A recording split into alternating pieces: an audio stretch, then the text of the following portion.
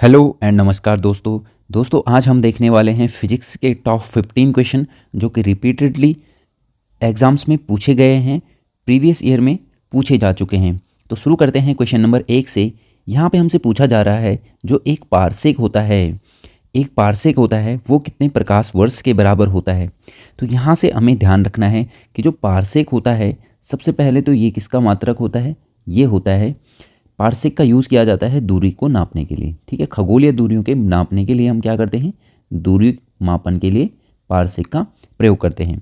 दूसरी बात जो हम याद रखेंगे, पारसेक जो होता है ये सबसे बड़ा मात्रक होता है दूरी नापने का। ठीक है, तो सबसे बड़ा मात्रक और दूरी मापने का मात्रक है पारसेक, ये बातें हमको याद रखनी है। इसके बाद हमें ध्यान रखना है कि जो हमारा एक पारसेक होता है, 1 पारसेक जो होता है वो होता है हमारा 3.25 लाइट ईयर यानी प्रकाश वर्ष के बराबर।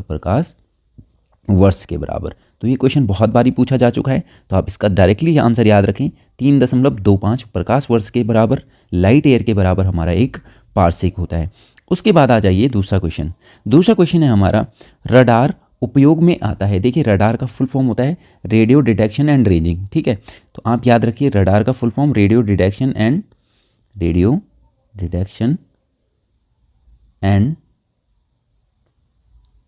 रेंजिंग। ठीक है, आप इसे याद रखें। उसके बाद दूसरा क्या है कि जो रडार है ये किसके उपयोग में आता है। तो देखिए रडार प्रकाश तरंगों का तो कोई काम नहीं है, ध्वनि तरंगों का भी काम नहीं है। क्या है, इसके नाम में ही है रेडियो तरंगों द्वारा वस्तुओं की स्थिति का ज्ञात करने में।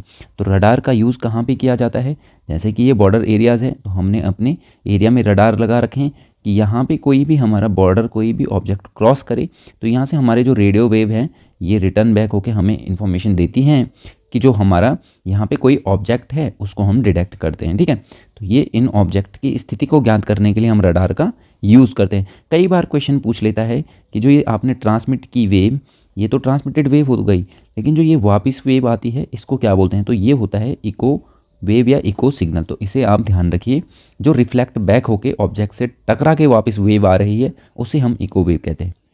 क्वेश्चन नंबर 3 हमसे पूछ रहा है कि निम्न में से भूकंप मापी यंत्र कौन है। तो भूकंप को मापने के लिए जिस यंत्र का यूज किया जाता है दैट इज़ कॉल्ड सिस्मोग्राफ।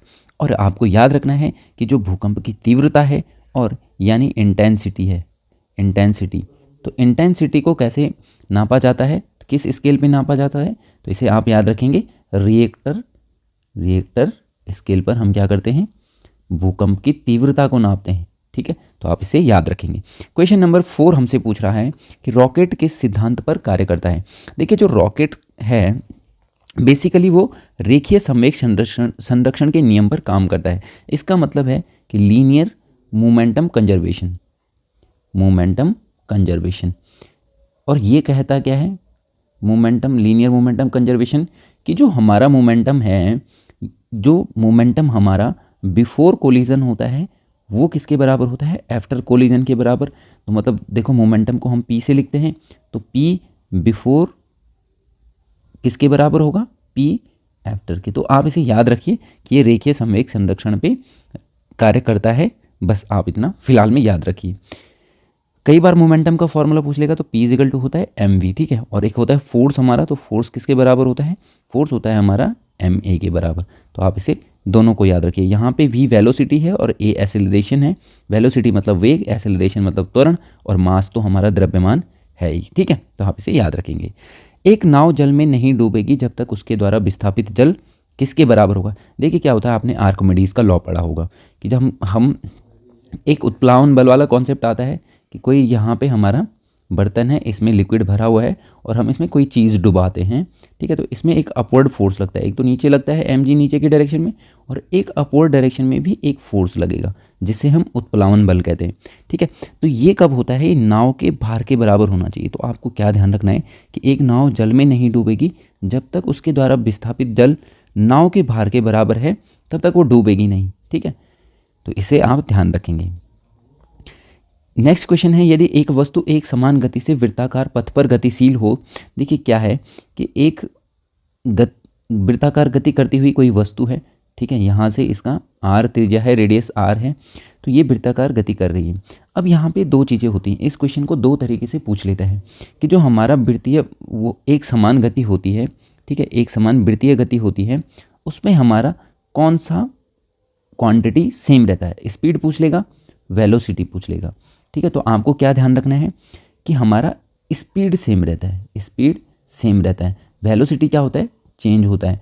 कैसे वेलोसिटी चेंज होता है, वेलोसिटी को देखो वेग बोलते हैं और स्पीड को हम चाल बोलते हैं, ठीक है। तो इसे आप ध्यान रखेंगे, जो वेग होता है वो हमारा चेंज होता है। देखो वेग क्या है, स्पीड है हमारा स्केलर क्वांटिटी, स्केलर क्वांटिटी मतलब अदिश राशि, अदिश राशि, जबकि जो हमारा वेलोसिटी है, वेग है, ये सदिश राशि होता है। सदिश राशि मतलब वेक्टर क्वांटिटी। और वेक्टर क्वांटिटी की अगर मैं बात करता हूँ तो वेक्टर क्वांटिटी में दो चीज़ें आती हैं, एक आता है परिमाण यानी कि मैग्नीट्यूड, प्लस एक हमारा क्या आता है इसमें, एक आता है हमारा डायरेक्शन। क्या आता है, डायरेक्शन। जबकि जो हमारा स्केलर क्वांटिटी है स्पीड, उसमें ओनली मैग्नीट्यूड हमारा आता है, ठीक है। तो सिर्फ परिमाण होगा। जैसे कि मैं बात करूं कि आपने सुना होगा कि 50 केजी, ठीक है, 50 केजी क्या है बेसिकली, जैसे मास है तो मास क्या क्वांटिटी है, स्केलर क्वांटिटी 50 केजी। तो सिर्फ 50 है ना जो ये क्या है, ये इसका मैग्नीट्यूड है। लेकिन अगर मैं बात करूं फोर्स की, ठीक है, तो फोर्स हमारा क्या होता है, एक वेक्टर क्वांटिटी होती है यानी कि सदिश राशि होती है। और जब भी हम फोर्स लगाते हैं तो 5 न्यूटन का, ऐसा बोलते हैं अपवर्ड डायरेक्शन में लगा, डाउनवर्ड डायरेक्शन में लगा, तो ये 5 क्या है, परिमाण है, ठीक है। न्यूटन तो यूनिट है और ये अपवर्ड और डाउनवर्ड जो बता रहे हैं ये डायरेक्शन है। तो इसे हम क्या बोलते हैं, परिमाण प्लस अगर डायरेक्शन कहीं पे है तो वो हमारी सदिश राशि होती है। तो वेलोसिटी भी हमारी सदिश राशि है। अब आते हैं मेन पॉइंट पे। मेन पॉइंट ये था हमारा कि अगर कोई ऑब्जेक्ट है और वो सर्कुलर पाथ पे यूनिफॉर्म मोशन कर रहा है, एक समान वृत्तीय गति कर रहा है, ठीक है, तो उसकी वजह से क्या होगा, उसकी वजह से क्या होगा, इसके हर एक पॉइंट पे देखो, यहाँ पे वेलोसिटी जो होगी, ठीक है, इधर की तरफ होगी, यहाँ पे वेलोसिटी ये होगी, यहाँ पे वेलोसिटी में ये होगी। तो डायरेक्शन इसका हर एक पॉइंट पे चेंज होता जाएगा, ठीक है। जबकि मैग्नीट्यूड तो सेम है, एक समान वेग है, ठीक है। तो इससे क्या होगा कि इसका मैग्नीट्यूड चेंज हो रहा है, सॉरी मैग्नीट्यूड सेम है बट इसका डायरेक्शन हर एक पॉइंट पे चेंज हो रहा है। इसीलिए हम कहते हैं कि इसका वेग क्या होगा, परिवर्तित होता रहता है। आप इसको याद रखिए कि एक समान गति में, एक समान वृत्तीय गति में हमारा वेग चेंज होगा, वेलोसिटी चेंज होगा, उसका मैग्नीट्यूड चेंज नहीं होगा, उसका डायरेक्शन चेंज होगा, स्पीड सेम रहेगा, ठीक है। चलते हैं नेक्स्ट क्वेश्चन में। तोप से एक गोला दागा जाता है, इसे थोड़ा सा करेक्ट कर लीजिए। गोले की गति है, देखिए आपने कभी भी देखा होगा कि अगर ये आपकी तोप है, ठीक है, अगर ये आपकी तोप है और इससे एक गोला निकलता है, ठीक है, तो गोला हमेशा ऐसे एक इस पाथ को फॉलो करता हुआ जाएगा, ठीक है। तो ये कौन सा पाथ है, इसे बोलते हैं प्रक्षेप्य गति, प्रोजेक्टाइल मोशन, ठीक है। और प्रक्षेप्य गति कैसी होती है, एक इलिप्टिकल शेप में, ठीक है, परवलयाकार होता है ये, ठीक है। तो इसका अगर परवलयाकार दे दे या प्रक्षेप्य गति दे दे तो ये करेक्ट आंसर होगा। आप इसे ध्यान रखना। ये स्ट्रेट लाइन में कभी नहीं जाएगी, तो सीधी रेखा तो होगी नहीं कि ये गोली यहाँ से ऐसे चलती रहे, ठीक है। तो इसे आप ध्यान रखिए। नेक्स्ट क्वेश्चन आता है, पृथ्वी पर पलायन वेग है, तो पलायन वेग का वैल्यू पूछ रहा है हमें कहाँ पे, पृथ्वी में। तो आपको एक चीज़ ध्यान रखनी है, जो हमारा इसके वेलोसिटी होता है, पलायन वेग होता क्या है बेसिकली, लेट्स से कि ये हमारा पृथ्वी है, ठीक है, ये हमारा पृथ्वी है और पृथ्वी है तो इसका कुछ गुरुत्वीय क्षेत्र होगा, ग्रेविटेशनल एरिया होगा, फील्ड होगा ग्रेविटेशनल। और इस ग्रेविटेशनल फील्ड के बाहर लेट्स से कि यहाँ पे कोई आदमी खड़ा है, ठीक है, और इसने नीचे से एक पत्थर उठाया, ठीक है। अब इसने पूरे जोर लगा के इस पत्थर को यहाँ तक फेंक दिया, ठीक है। तो इसको कम से कम इस पत्थर को इस ग्रेविटेशनल फील्ड से बाहर फेंकने के लिए कितना वेलोसिटी चाहिए होगा, कितना वेलोसिटी रिक्वायर्ड है, उसे ही हम क्या कहते हैं, इसके वेलोसिटी कहते हैं। समझ गए आप?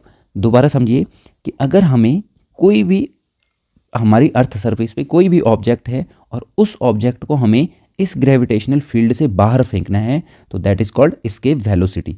उसको बाहर फेंकने के लिए जितना वेलोसिटी रिक्वायर्ड है, तो इसका वैल्यू जो होता है वो होता है 11.2 किलोमीटर पर सेकेंड। तो यानी कि अगर हम अर्थ से किसी भी चीज़ को 11.2 किलोमीटर पर सेकेंड की स्पीड से फेंकते हैं तो वो कभी भी नीचे नहीं आएगा और ये हमेशा के लिए ग्रेविटेशनल फील्ड को छोड़ के बाहर चले जाएगा।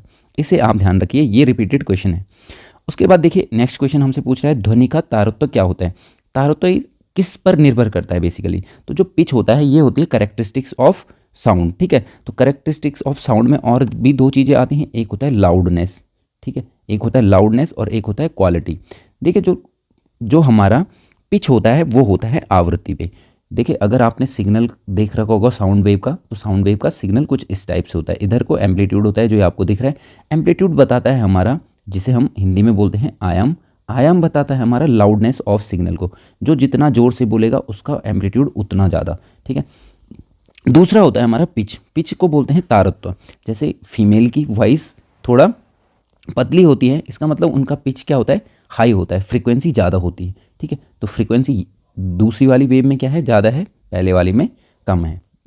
तो आप ध्यान रखिए, लाउडनेस किससे रिलेटेड होता है, एम्पलीट्यूड से। पिच किससे रिलेटेड होता है, आवृत्ति से। और जो क्वालिटी होती है ये होता है बेसिकली आपका shape of signal. Shape of signal, कितना बढ़िया शेप है। जैसे कोई आर्टिस्ट होता है तो उसके वॉइस का सिग्नल जो उसकी वॉइस से निकलता है, ठीक है, उसका बड़ा अच्छा शेप होता है, ठीक है। तो वो उसका क्वालिटी उतना बेटर होता है, ठीक है। तो आप इसे ध्यान रखेंगे। देखिए नेक्स्ट क्वेश्चन है, ध्वनि ऊर्जा को विद्युत ऊर्जा में परिवर्तित किया जाता है। ध्वनि ऊर्जा को विद्युत ऊर्जा में परिवर्तित किया जाता है, मतलब कुछ एक चीज़ है जिसको इनपुट में हम क्या दे रहे हैं, साउंड सिग्नल दे रहे हैं। क्या दे रहे हैं, साउंड सिग्नल। बाद में हम किस में चेंज कर रहे हैं, इलेक्ट्रिकल एनर्जी में। तो आपको पता होगा जो हमारा माइक होता है इसका काम करता है, तो जो माइक्रोफोन होता है वो आपका साउंड सिग्नल को किस में चेंज करता है, इलेक्ट्रिकल सिग्नल में। अगर इसका जस्ट उल्टा पूछ ले कि आपके पास ये तो माइक्रोफोन था, लेकिन अगर आपसे पूछे कि इलेक्ट्रिकल सिग्नल इनपुट में देना है, ठीक है, विद्युत सिग्नल दे रहे हैं और आउटपुट में हमें साउंड सिग्नल मिल रहा है, तो इसका जस्ट अपोजिट क्या हो जाएगा, वो होता है हमारा लाउड स्पीकर, ठीक है। तो आप इसे याद रखेंगे, लाउड स्पीकर आपका इलेक्ट्रिकल सिग्नल को साउंड सिग्नल में कन्वर्ट करता है। नेक्स्ट है हमारा प्रासरभ्य तरंगों की आवृत्ति क्या होती है। प्रासरभ्य वो तरंगें होती हैं जो हमारे ऑडेबल रेंज से बाहर होती है। तो इसका मतलब 20 किलो हर्ट्ज से ऊपर, ठीक है, 20,000 आप बोल लीजिए, 20,000 हर्ट्ज से ऊपर। तो यहाँ पे 20 किलो हर्ट्ज वाला करेक्ट आंसर होगा, ठीक है। तो 20 किलो हर्ट्ज से ऊपर, ऑप्शन नंबर ए हमारा करेक्ट आंसर है, ठीक है, क्योंकि ये 20 किलो हर्ट्ज से ऊपर है। अगर ऐसे भी लिख दे कि 20,000, ठीक है, 20,000 हर्ट्ज, तब भी करेक्ट होगा, से ऊपर होनी चाहिए। ऑडेबल रेंज होता है हमारा 20 हर्ट्ज से लेकर कहाँ तक, 20 किलो हर्ट्ज तक, ठीक है। तो आप इसे भी ध्यान रखेंगे। उसके बाद नेक्स्ट क्वेश्चन है, ऑप्टिकल फाइबर्स जिस कार्य सिद्धांत पर कार्य करती है। देखिए ऑप्टिकल फाइबर्स को बोला जाता है हिंदी में प्रकाश तंतु। तो आपने देखा होगा जो ऑप्टिकल फाइबर होती है उसके दो पार्ट होते हैं बेसिकली, एक होता है इसका कोर और एक होता है इसका क्लैडिंग, ठीक है। तो जो कोर होता है वहाँ पे हम क्या करते हैं, एक लाइट रे को भेजते हैं और ये लाइट रे वापस बार बार टकराते टकराते ऐसे हमारा सिग्नल ट्रेवल करता है। तो जो ये लाइट रे के फॉर्म में हमारा सिग्नल ट्रेवल कर रहा है, इसे हम क्या कहते हैं, इसको बोला जाता है पूर्ण आंतरिक परावर्तन।